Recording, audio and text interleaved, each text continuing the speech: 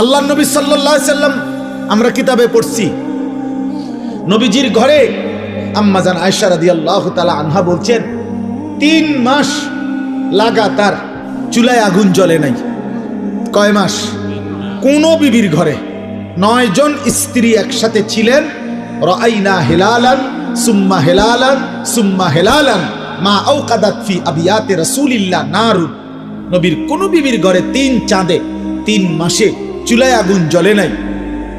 3 মাস পর্যন্ত কোনোদিন রান্না করা খাবার নবী এবং নবীর বিবিরা খান নাই, শুধু খেজুর পানি খাইছেন।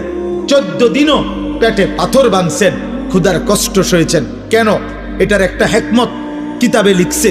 এটার একটা কারণ এটা, আল্লাহ চাইলে বন্ধুকে 3 বেলা পূর্ণ খাবার খাওয়াইতে। এই ছেলে, হাইসো না মাঝখানে, উঠে যাও আব্বা। এই খামখেয়ালি বেটা, ওঠ বেটা এখান থেকে, কোন অপদার্থ বইসো না, সাবধান।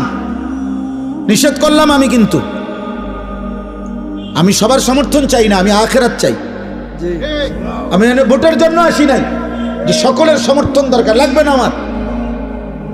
আখিরাত দরকার, আখিরাত, সওয়াব দরকার, নেকি দরকার, আমারও আপনারও।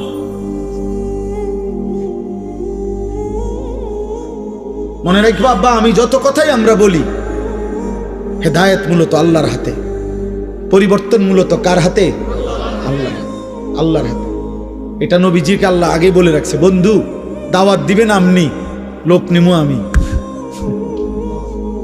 দাওয়াত দিবেন আপনি, লোক নেব কি আমি। আপনি দাওয়াত দেন সবাই রে, যে দুর্লোক লাগে, যে কয়জন সাহাবী লাগবে ইসলামের জন্য, ইমানের জন্য, কালেমার বিজয়ের জন্য, এটি আমি নেব। এই জন্য নবীজি আবু বকরকেও দাওয়াত দিছে, আবু জাহেলকেও দাওয়াত দিছে, ওমরকেও দাওয়াত দিছে, আবু লাহাবকেও দাওয়াত দিছে, উসমানকেও দাওয়াত দিছে, উতবাকেও দাওয়াত দিছে, আলীকেও দাওয়াত দিছে, শাইবাকেও দাওয়াত দিছে। আপনি যেই কোনো হুজুরের জিগায়েন, 8 জন মানুষের নাম বলছি আমি এখন।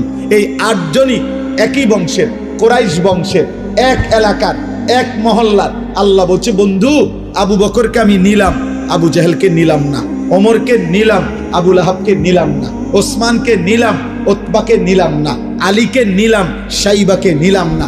এদেরকে কেন নিলেন? আমার ইচ্ছা। এদেরকে কেন নিলেন না? আমার ইচ্ছা। কার ফয়সালা? তবে দাওয়াত দেন সবাই, আমগো জিম্মাদারি এটা। বলতে থাকি আমরা, কবি ইধার কবি উধার, কবি আরশ पर कभी जमी पर, कभी उनके दर कभी दर बदर, गमे आशिकी तेरा शुक्रिया मैं